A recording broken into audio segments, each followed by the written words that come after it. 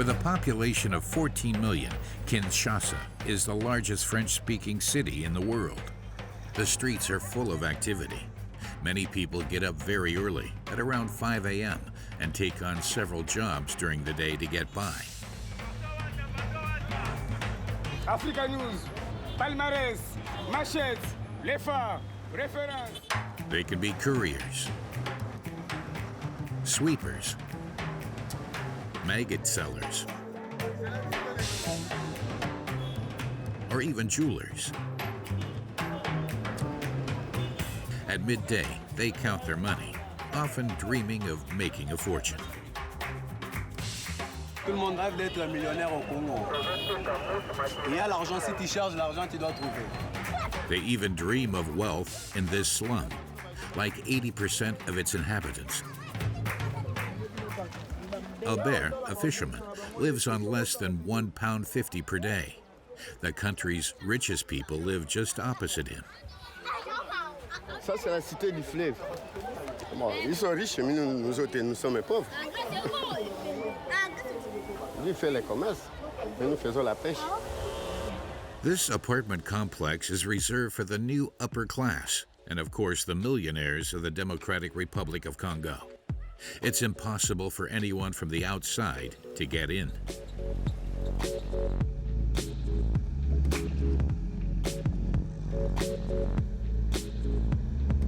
Fally Ipupa is one of these hugely wealthy people that the rest of the country dreams of becoming. Dans mes rêves les plus fous quand j'étais gosse, je n'imaginais pas avoir des voitures, tous ces trucs-là. Je voulais chanter, être reconnu à Kinshasa et puis un peu partout en Afrique. Fally Ipupa is the most famous singer in the Democratic Republic of Congo. He performs all over the world with international stars, and he is a multi-millionaire. Tu veux faire une photo? My guy! I love you, man! I love you too. Man like Fally Ipupa, you know. What you saying? Hey, what's up? He has just invested over £600,000 for his new home in this riverside estate.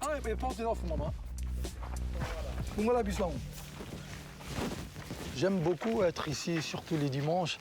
C'est reposant, vous voyez. Comme je suis un amoureux de notre fleuve, je viens souvent ici avec des amis, avec la famille. Donc j'ai décidé de rassembler quelques briques ici.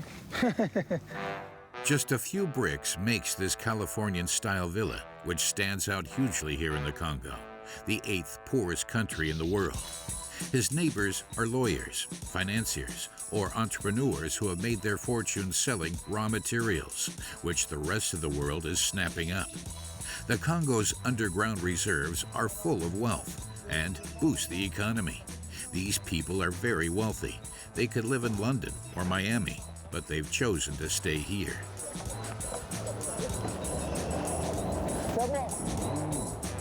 Fally likes to relax far away from the hustle and bustle of the city center.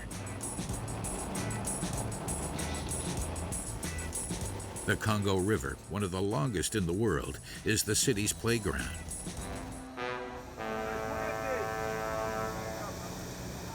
But it's also a source of livelihood for fishermen who have quickly recognized him.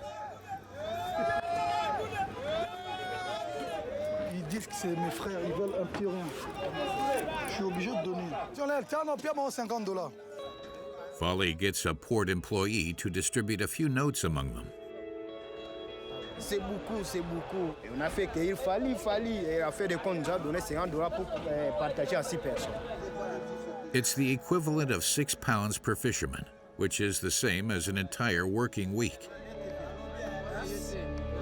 C'est des gens qui n'ont pas de même problème que nous. Tu vois, ça veut dire qu'ils travaillent même le dimanche. Et si on peut toujours et donner un petit rien pour ne serait-ce que ramener un petit truc à la maison pour ses enfants, c'est toujours, je le fais toujours avec un bon cœur. There are already 600 millionaires like Fally in the Congo.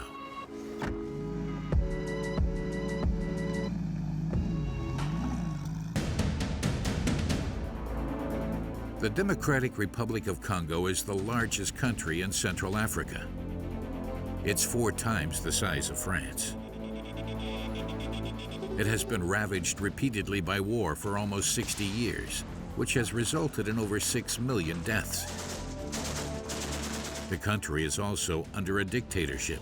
Mobutu Sese Seko, nicknamed the Leopard of Zaire, was in power for 32 years. While ruling the country with an iron fist, he embezzled £4 billion. In 1996, a civil war broke out. Militias supported by neighboring countries enlisted thousands of child soldiers to try and seize the country's wealth. Mobutu, meanwhile, eventually died in exile. Another emblematic president in the early 2000s was Joseph Kabila. He accumulated more than £11 billion during his 18 years in power. He returned to power in January 2019. Today, entire regions are still unstable in this huge country. Everything still needs to be built, and some businessmen make their fortune amid this chaos. Congo, le matin tu peux te réveiller pauvre, le lendemain tu deviens riche parce que tu as travaillé. Eric has a huge project at the end of this extremely dangerous road. He is erecting a huge dam to provide the population with electricity. Ça va rapporter près de $1 million par mois. In the east of the country, the Great Lakes region is one of its most beautiful areas, but also one of the most dangerous in Africa, having been in almost permanent war for over 20 years. Rubaya, a former rebel leader, has become a businessman. He is also a politician. La politique, quand on est député, ça nous empêche pas à faire du business. Rubaya built his fortune in Coltan mines. This is an essential ore for the manufacturing of mobile phones. A small town has been created thanks to this businessman's employment, and every day 3,000 miners also dream of a better life. Na mie naonaka ile gari mimi nasema kama Mungu ananipatia na mimi ndapasha uza na mie ile gari. The Congo's underground wealth has really boosted the economy. An upper class is emerging, and in Kinshasa, the capital, new products are appearing. It's about $20. But the majority of the population is still extremely poor. With such disadvantage, these people find refuge in religion, which provides a windfall for corrupt pastors who have practically become stars by selling miracle cures at a high price. Ça guérit beaucoup de maladies. Ça guérit même le sida. We have traveled to one of the most chaotic countries in Africa to understand how its people manage to get by, and sometimes even manage to build huge fortunes.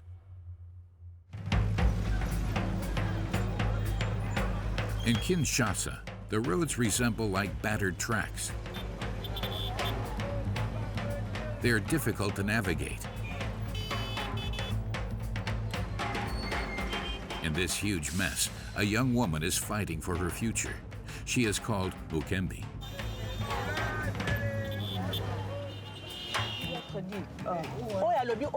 Finalement,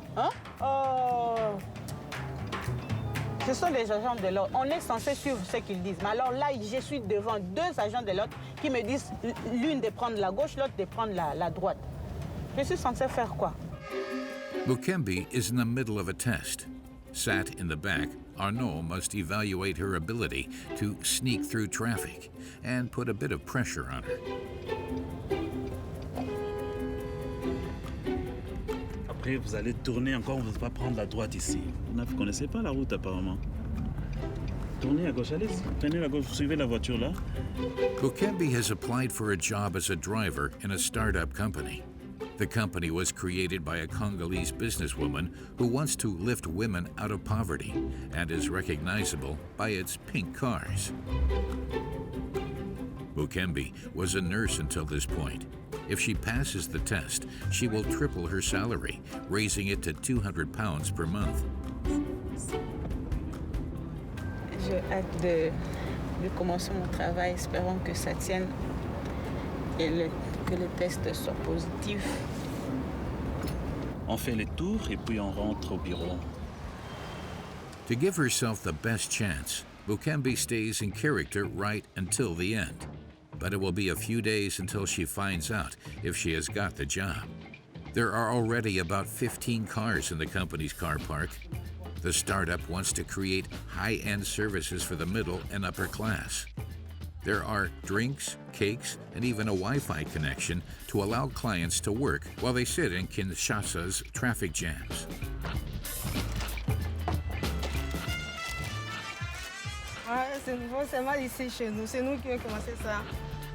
Patricia is a businesswoman who wants to promote female integration. After studying in South Africa, she returned to the Congo. She has created her driver service with the help of investors. She also supports new businesses launched by women. Nous voulons avoir des millionnaires. Le Congo est riche. On a plus de 80 millions d'habitants. On a des ressources, le sol, sous-sol, et il est temps que la femme congolaise puisse se nourrir de cette richesse-là congolaise. Despite the instability all over her country, Donnez-moi les deux, oui, deux cuisses, voilà. Patricia wants to show the whole world that the Democratic Republic of Congo can take off. Le Congo ne peut pas se résumer au viol, aux guerres. Non, il y a des jeunes et des jeunes gens, de jeunes femmes comme nous qui essayent par leur façon de faire avancer les choses. Et donc, c'est inapproprié qu'on puisse juste résumer la RDC. Non, les choses ne marchent pas, les choses n'évoluent pas. Non, c'est cette nouvelle génération qui va faire émerger le pays. Just like Patricia and her friends who are banking on the future of their country, many Congolese people return to work and invest in their country after years of living abroad, especially in Europe or the United States. These repatriates, as they are called, live in secure areas where they can find all of the comforts that they were used to abroad. At La Cité de Fleuve, the complex of high-end apartment buildings and villas extend over 300 hectares, and 2 new people are moving in. Olivier and Naomi. A few days ago, they were still living in Johannesburg, South Africa.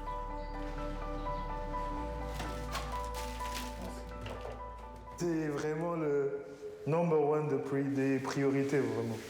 La machine à laver. N'est-ce pas, chérie? T'es d'accord? Et le lit, hein? Olivier and Naomi work in finance. They decided to return to their country because there are new professional activities and luxury residences like these. Là, on mettra le salon. Un petit salon, mon aile, un tapis, une table, une télé. Voilà, ça c'est notre chambre. And it has a breathtaking view of the Congo River. Olivier and Naomi got married in Kinshasa just 3 days ago, and they want to start their family here. The couple earn £3,000 a month, which is over 100 times the average salary. The rent alone costs almost £1,000, but that's the price you pay for security. You know, I want a place where my kids can play in the streets, and they don't have to worry about 100 other people on the streets, and they don't have to worry about air pollution, noise pollution. They can do their homework in peace. So it's also very much about the environment, but also, yes, it is a whole lot safer than the inner city. On a un appartement nickel super neuf. On aura un équipement super neuf. Et j'attends mon petit moi dedans, là, qui sera aussi super neuf. Hein? Olivier and Naomi have found their safe haven. Yes. Demand to live in this new residence is growing. Eventually, La Cité de Fleuve will have more than 2,000 homes, including that of the singer Fally Ipupas.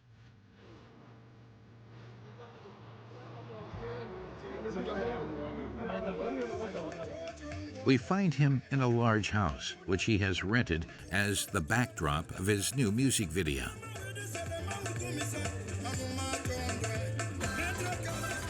2, 1, 0, action!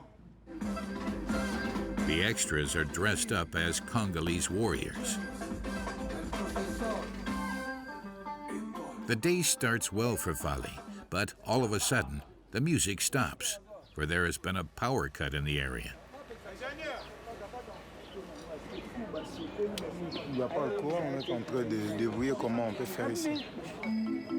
Fally and his team are stuck.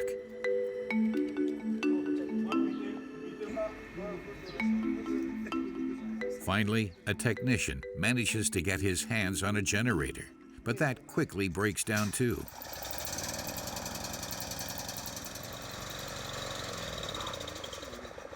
Fali is desperate, even though he is used to such disappointment.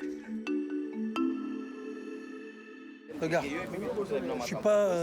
je suis congolais moi, c'est-à-dire que je suis né et grandi ici, et donc voilà, on ne peut pas abandonner son pays parce qu'il y a des coupures d'électricité. Manon, Fali Ipupa's assistant, uses the car's sound system to finish filming the clip. On fait avec les moyens du bord. On va connecter à la voiture en attendant le courant. Pas de choix. Thanks to this trick, shooting can finish without a hitch. In his 20-year career, Fali has earned several million pounds. He has had a huge success, which is not necessarily an anomaly in this country.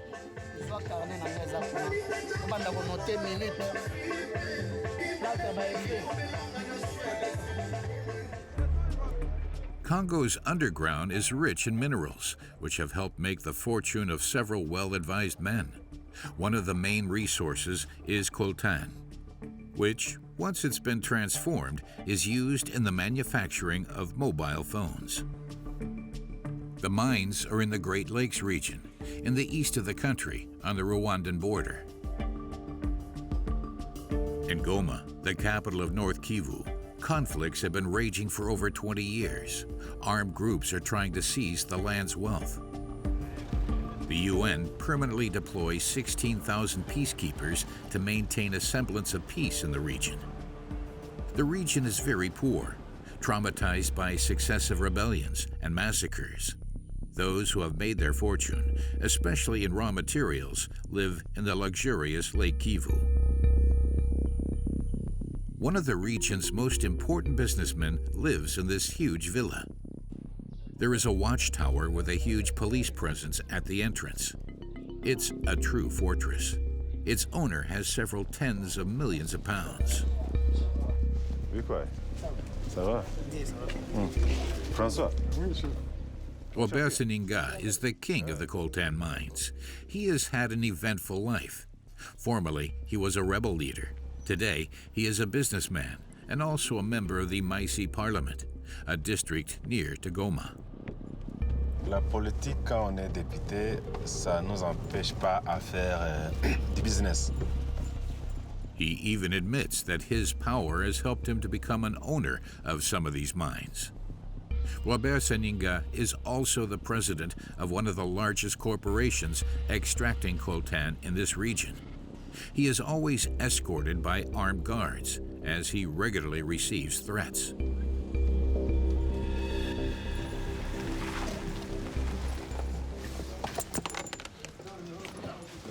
On est où ici? Ici, on est au siège de la Coopérama. C'est le siège social, là où les activités de commerce des minerais se font.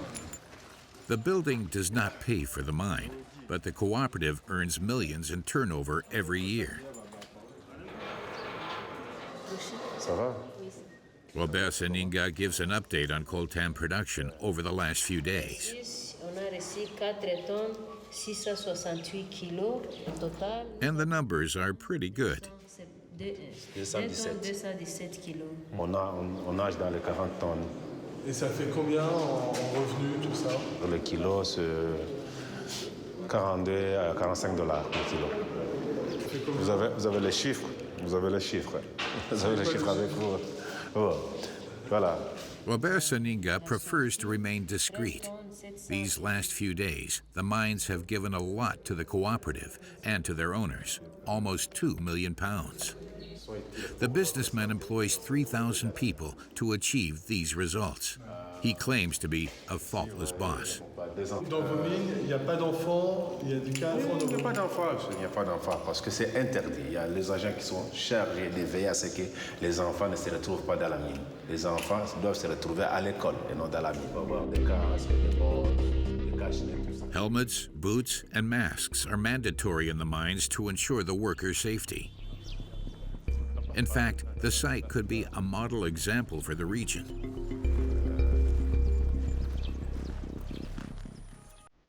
These mines are situated 60 kilometers from Goma, in a beautiful region of North Kivu with hills and pastures as far as the eye can see.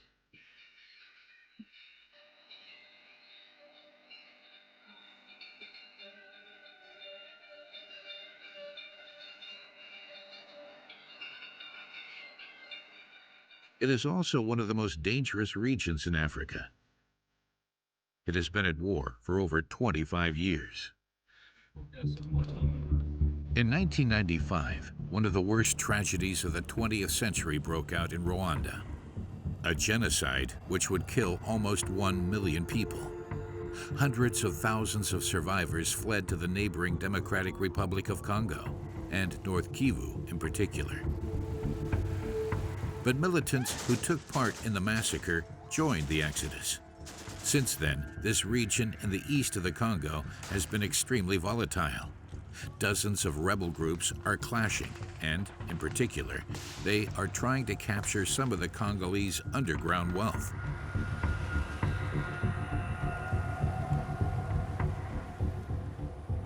Landry, Robert Seninga's chief engineer, accompanies us to his mines. Seninga, c'est le Moïse, le sauveur de la communauté locale de Massissi. Parce que grâce à M. Robert Seninga, les activités et la vie se passent normalement. Yet little seems to have changed in the region in recent years. The road is in a terrible state. Every day, people risk their lives in order to work. Our car struggles to get to the ravine, despite several attempts due to crevices full of water.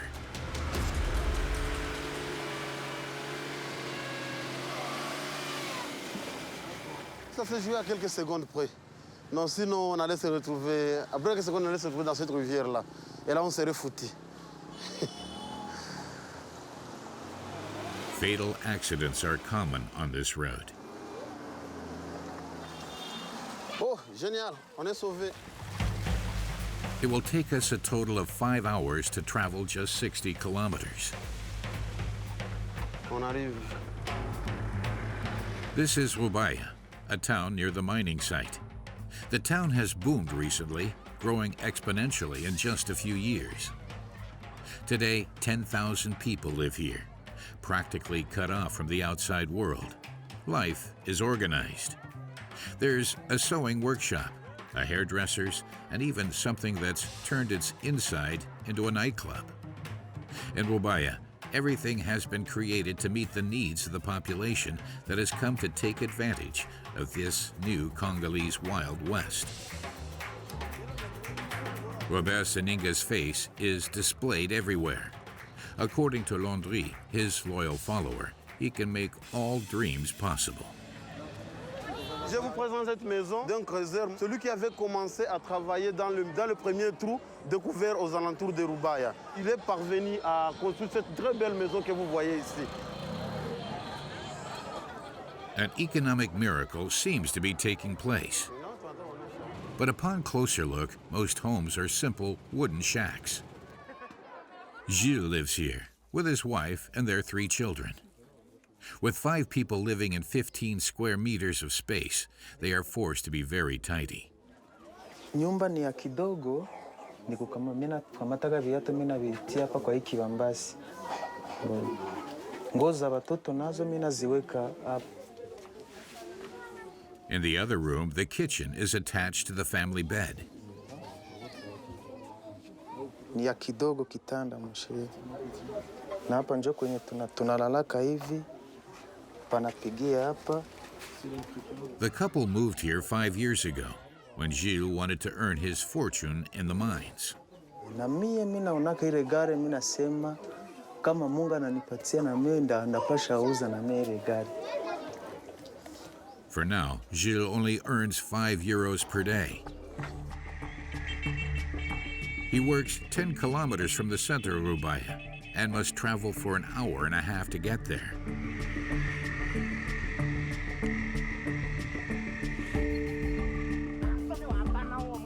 Hundreds of coltan extraction sites surround the area. Gilles is called Bamfu. Every day, it filters coltan mixed with sand that is extracted from the mine.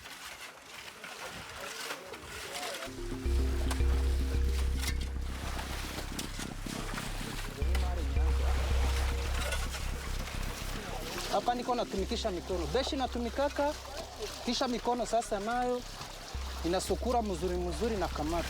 Coltan is this black substance. Once transformed, it goes into the manufacturing of microelectronic components. Hii njo Coltan. Iko na telefoni.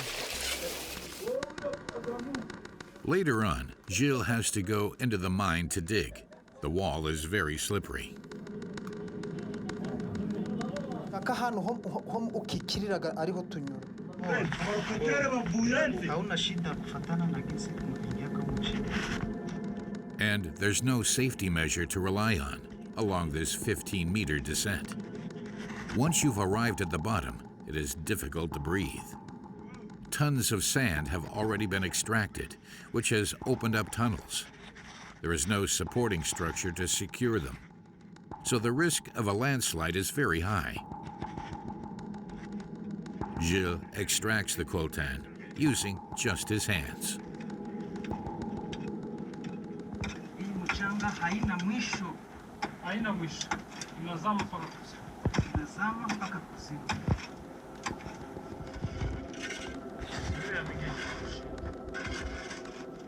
Priority is given to extraction, never safety. There are regular accidents in these mines.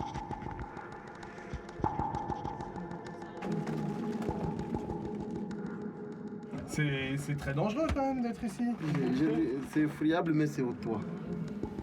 But Landry, our guide, doesn't see the problem.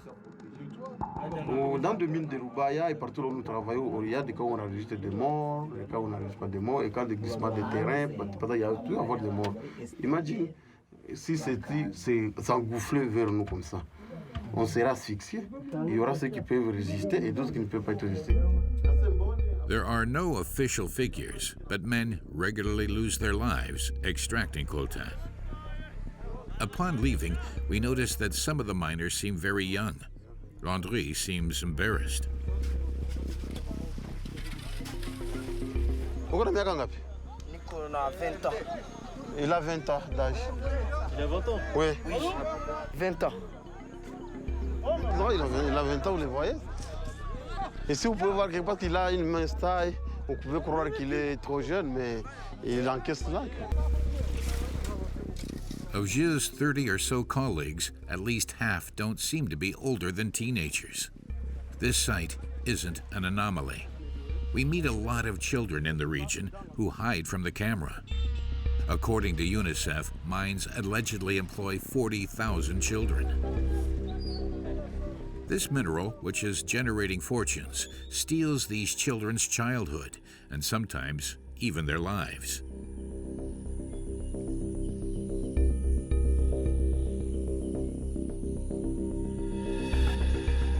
Two months before filming, a massacre took place one evening in the center of Rubaya. 3 men, armed with machetes, launched an attack. 12 were killed, including 3 women and a 5-year-old child. It was undoubtedly a settling of scores over the coltan black market that plagues the region. Underground reselling of coltan happens at all levels of the production chain, from miners to site managers. Much of the product is sold illegally to avoid paying taxes to the Congolese government. In Goma, we pose as traders wanting to buy smuggled coltan. We made an appointment with traffickers. Vous voulez 1 tonne, 2 tonnes, 3 tonnes? C'est pas ça, c'est pas un problème. The traffickers present us with different coltan samples to try and convince us. Celui-là, il vient de... C'est de Massissi, celui-là? Oui, Massis. Et où précisément? Rubaya. According to these sellers, the coltan comes from the place where we just left. $90 le kilo? Oui.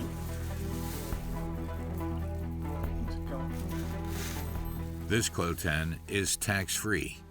At this price, the traffickers are responsible for delivering the goods across the Rwandan border.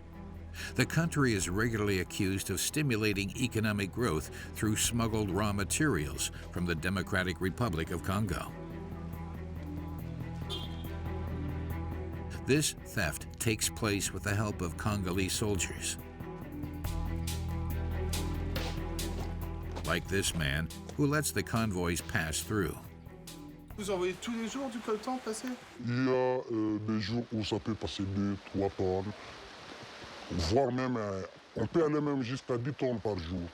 Like all Congolese civil servants, this soldier only gets a small salary. Avec le coltan, je peux facilement gagner $1000 par jour. Donc tout le monde le fait?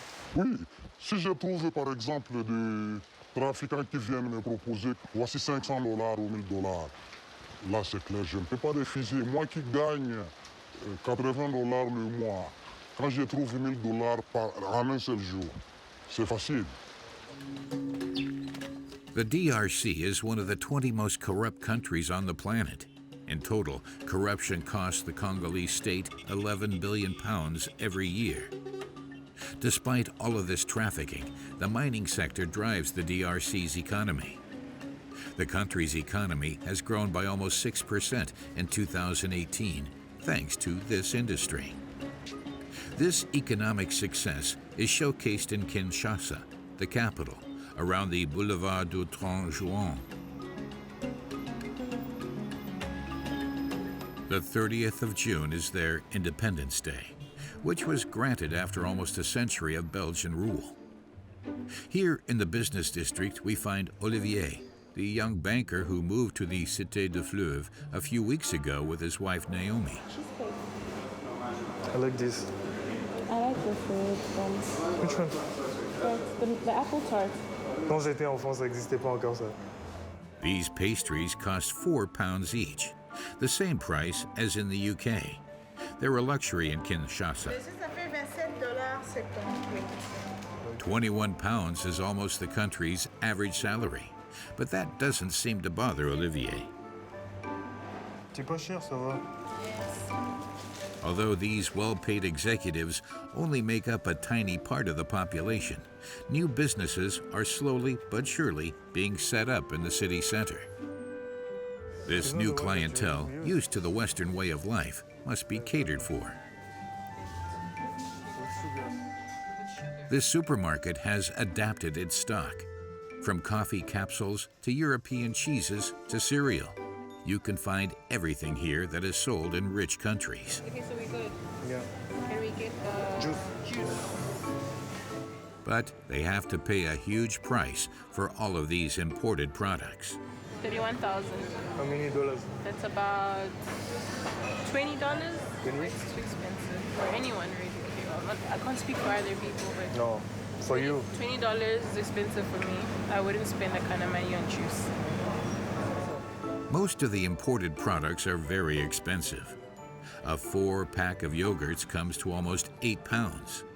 A box of cereal is £10. That's 3 times more expensive than in the UK.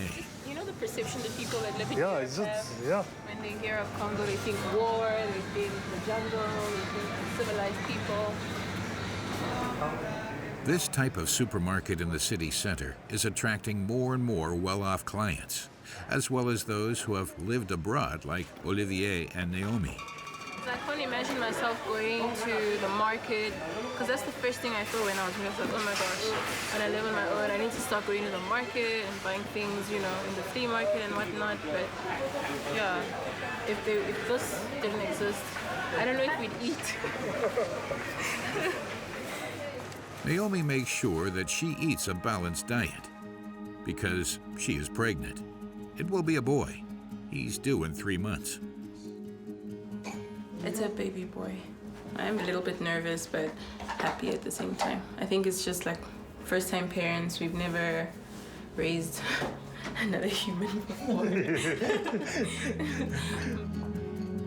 This is the perfect outcome for the couple. who have had time to settle down. Yo, the table is full. Huh? I think we're done. Little by little, their apartment is becoming more homely.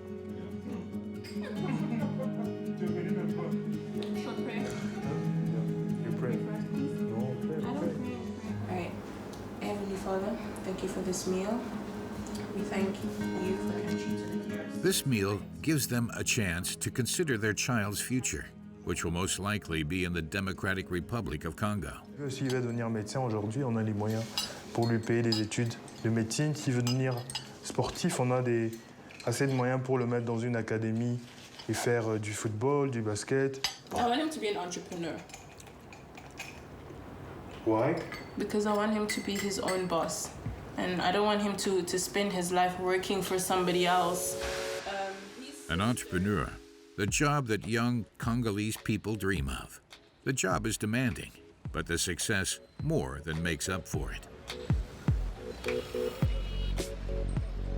This evening, an entrepreneur is celebrating an exciting new contract.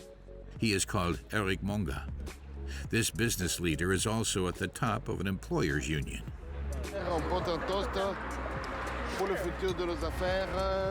Beaucoup de succès dans votre entreprise. Eric's friends are drinking only the best champagne. They are celebrating good news. The businessman has just come back from Florida in the USA, where he met with investors.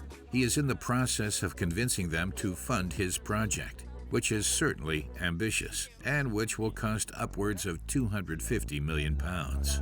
Il a négocié un contrat qui a abouti, que je ne peux pas dévoiler ici. Ça vaut la peine de prendre quand même un verre de champagne par rapport au contrat que notre ami vient de négocier. Eric wants to construct what will be one of the Congo's largest dams. Today, less than 1 in 5 Congolese people are connected to the electricity network. Eric is hoping to fill part of this gap with this new project. Chaque fois que nous sommes devant un problème, il y a une opportunité d'affaires qui vient derrière. La population doit manger, la population doit se vêtir, et nous, pour l'instant, nous voulons donner l'année prochaine l'électricité à la population. In time, Eric will improve the living conditions for some of his 81 million fellow citizens. The businessman is from Lubumbashi in the south of the Congo. He has made his fortune by creating a company specializing in the analysis of minerals. The entrepreneur is leaving this morning for an expedition on the site of his future dam. Hey, Isaac, on va y aller. It is 350 kilometers away. Eric is looking to check the river's flow rate. But the road is extremely dangerous, and Eric asks his colleagues to be careful. Donc on vous attend directement à Calera. N'oubliez pas qu'on doit faire la route de jour, hein? On ne veut pas rouler de nuit. There are no lights, very little signage, and potholes everywhere. The National Road 1 highway, which crosses Katanga, is one of the most deadly roads in the country. Many lorries transporting minerals and chemical products used in the mining industry use this road every day. Acide. Drivers on this road will take any risks necessary to ensure timely delivery of their precious merchandise. Les routes au Congo tuent. Les accidents sont nombreux. Il y a des conducteurs fous. 3 of the 11 passengers in this vehicle were just killed just a few hours ago. But that doesn't affect these drivers. Eric is worried. A high-speed car suddenly comes by a little too close. Il y a un monsieur derrière là, qui me talonne, là, qui veut me dépasser, qui fait le fou, qui est vraiment impatient. Il nous mène tous en danger, là, monsieur là. Despite the low visibility, the driver goes for it. Oui, on dirait qu'il fuit la police. Une petite guéguerre, mais quoi? Pour gagner quoi? Pour gagner de mettre les vies en danger des autres. After 3 hours of difficult driving, Eric can finally breathe a sigh of relief. He leaves the National Road 1 highway to take a long 100-kilometer track which is used far less frequently. The area where he hopes to set up his dam is currently very remote. In order to construct it, he will have to bring workers in from far away, but the challenge is worth it. Ça va rapporter près de $1 million par mois. C'est une belle enveloppe. Et là, oh pardon, c'est ça la brousse. In the meantime, Eric has set up a small camp in the middle of nowhere, which hosts a dozen engineers. Vous allez bien ici? Oui, très bien, merci. Bienvenue. Ça va? Bonjour. Bon deal. The employees have been living here for a year completely alone. They have a water tank, a generator, and a small shed for tools. Quand est-ce que le soleil se couche ces jours ici? 18h15 à peu près. Hein. Donc on a encore 40 minutes. Je dois voir vraiment le niveau d'eau aujourd'hui. Despite being tired from traveling, this businessman can't waste any time. He leads his team to the bank of the Lufira River, which runs through the dam. Eric checks the height and the speed of the water. Et là, si tu lis, c'est à combien? La hauteur actuelle de l'eau est à 1,63 m. 1,63 m par rapport à l'échelle là-bas. The project has already successfully passed all of the feasibility tests. Nous sommes à peu près à 735 mètres et le barrage va arriver à 830 mètres. L'eau va s'arrêter au premier niveau, là, presque à la lisière de là où le soleil s'arrête, au-dessus là-bas. Donc tout ça sera le lac qui sera par là. The project will be one of the 5 largest in the Congo. With a height of 90 meters, it will produce 150 megawatts of power, which will be able to provide 500,000 people with electricity. It will supply the equivalent of the population of Manchester. The dam's construction is expected to create almost 3,000 jobs and boost the region's economy.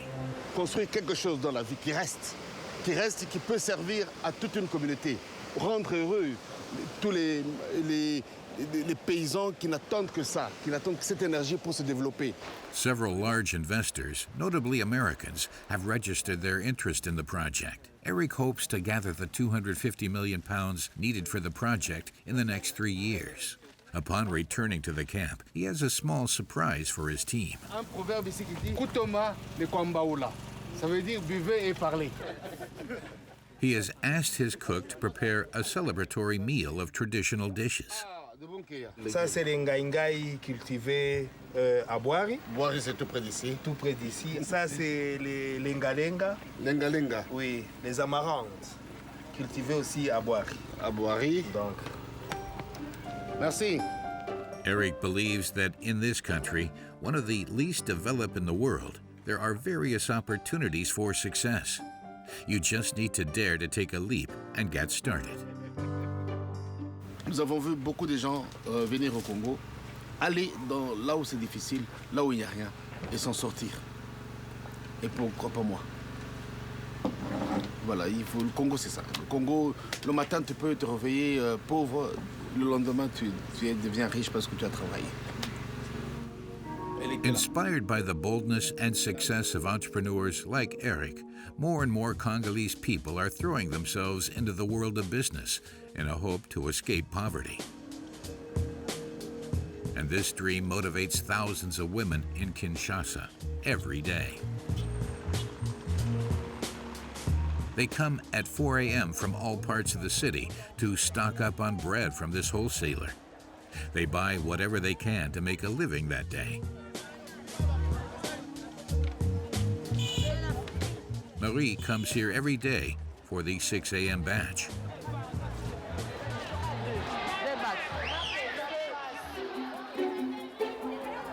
Marie was widowed 6 months ago and therefore has the huge responsibility of bringing enough home to feed her whole family.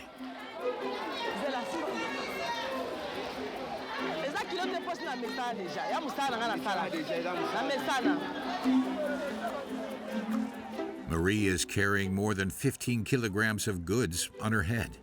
She sets up her stall in a strategic location every day, which will get her the most clients.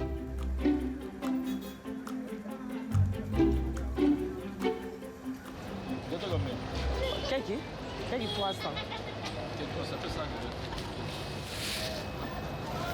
Tu auras mis balai. Là, tu me balai pour quitter là. Merci beaucoup. Bon, je suis marié papa maman parce que elle est à Ming. Elle a la propriété pour Thanks to her smile and her kindness, Marie usually attracts a lot of customers.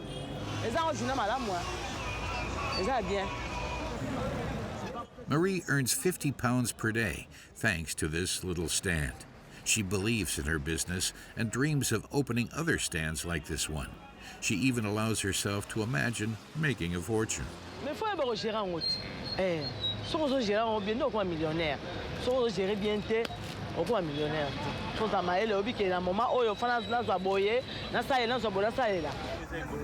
But there's still a long way to go because Marie's net profit for a day's work is just 15 pounds. And a third of this sum needs to go towards renting a small apartment with a kitchen on the landing.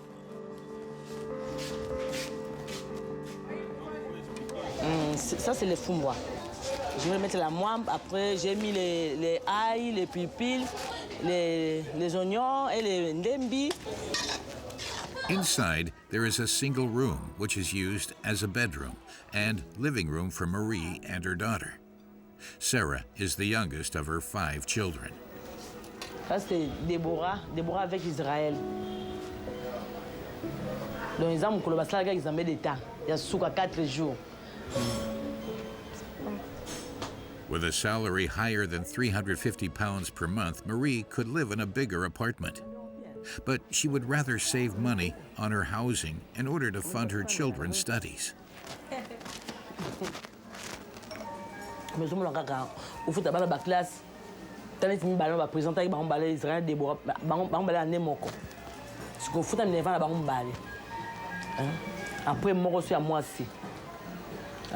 Marjorie.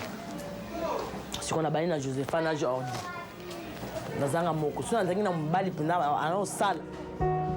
Their schooling costs her 25 pounds per month, but it will give them the tools they need to encourage them to dream big too.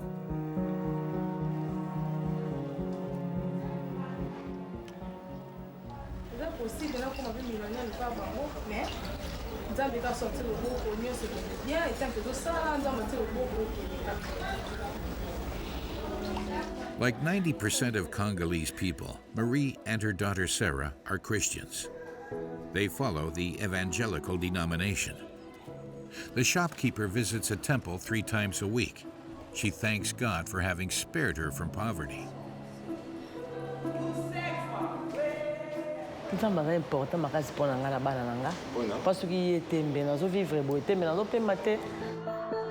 Evangelical churches thrive in the Congo, much like in many other African countries, and by exploiting the Congolese people's strong faith and sometimes their naivety, some religious leaders have become millionaires.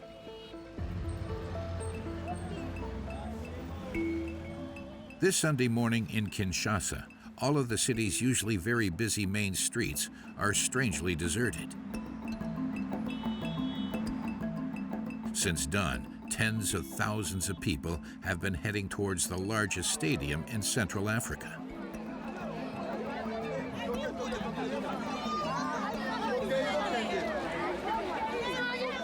"80,000 attendees are not there for a football match or a huge concert. They have come to hear a speech from a man who sells a juice which supposedly has extraordinary powers." Devant la morgue, j'ai pris un verre de jus, et le ventre qui était comme ça, verdâtre, ça s'est abaissé directement. Parce que je suis témoin vivant, il est prophète, il est prophète.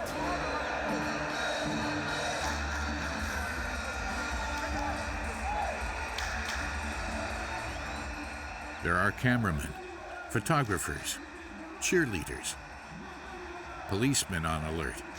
It's the biggest event of the year. It is also being broadcast live on television. The star everyone is waiting for is called the Prophet. He lives a few kilometers away from the stadium. We find him at his home, where his escort is already ready and dressed impeccably. His bodyguards are also his disciples.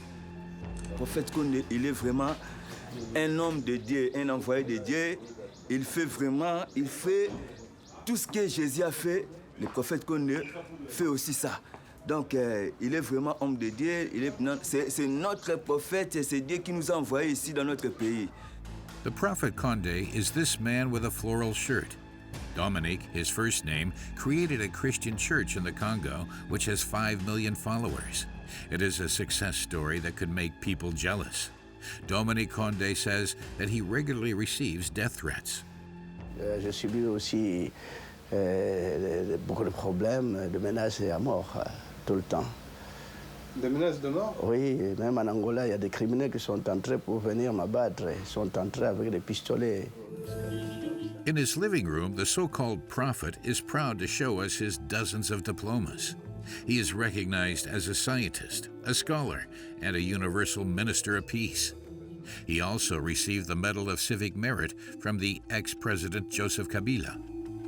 He also has a peculiar diploma on display which has the European flag on it, congratulating him for having introduced the juice which delivers and saves.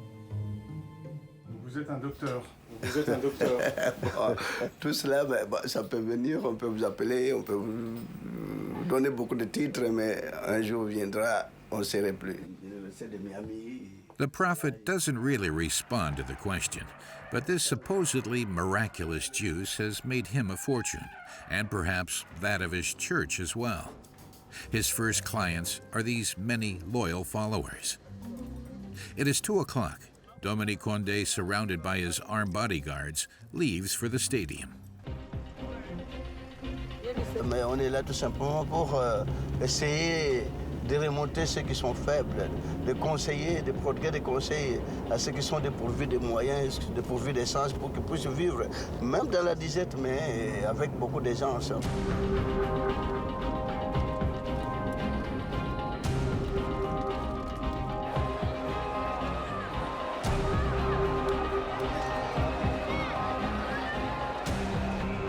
Upon arrival, the man is greeted by a cheering crowd.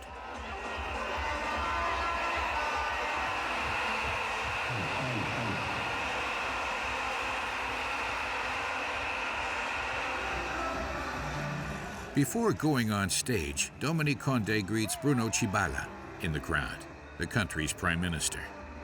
After prayers and hymns, the prophet reads his sermon. It is a call for everyone to keep faith in the future.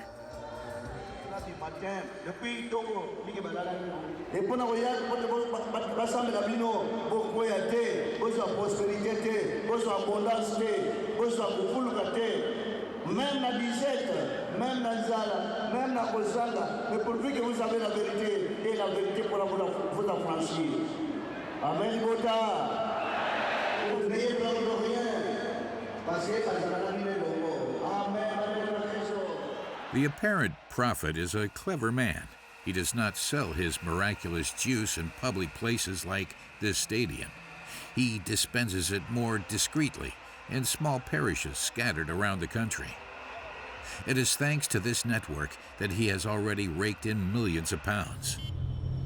A few days later, Dominique Condé holds an open session in Mateta, in the suburbs of Kinshasa. There are already more than 100 people waiting on the pavement in front of the entrance for a consultation.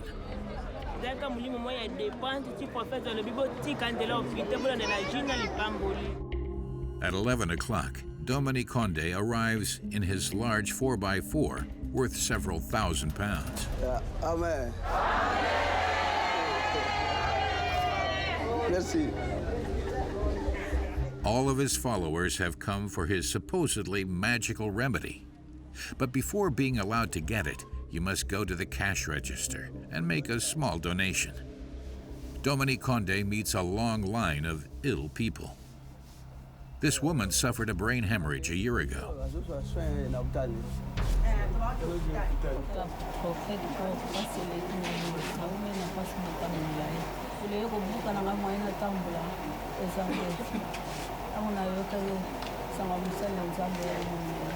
Ici, c'est vrai que pour nous appliquer le pétrole, pour masser, c'est le massage, le pétrole, le cocotier comme elle. Et ça peut lui apporter beaucoup de solutions.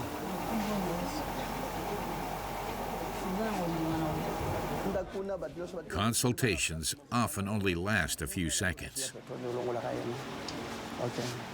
The prescription is always the same.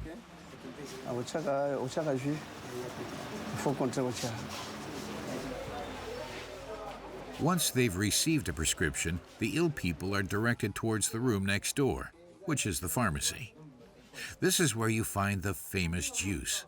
It is sold in small used water bottles. The followers are convinced that it makes miracles happen.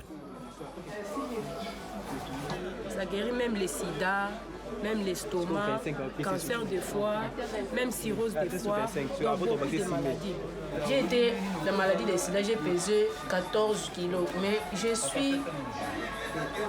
maintenant j'ai pesé 52 kilos, maladie des sida grâce au J du prophète qu'on école Dominique, la journée.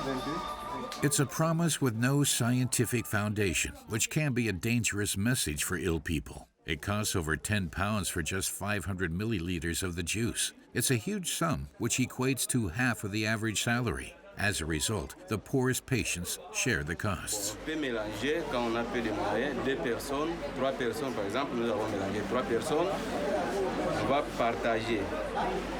The room is letting off a strong smell of petrol.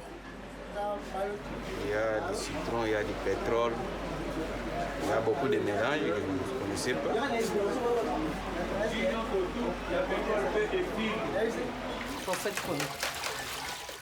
The juice is packed on site. The demand is so high that Dominique Condé will soon have to begin industrial production. He has just received the new packaging. Voilà les cartons de jus que nous avons.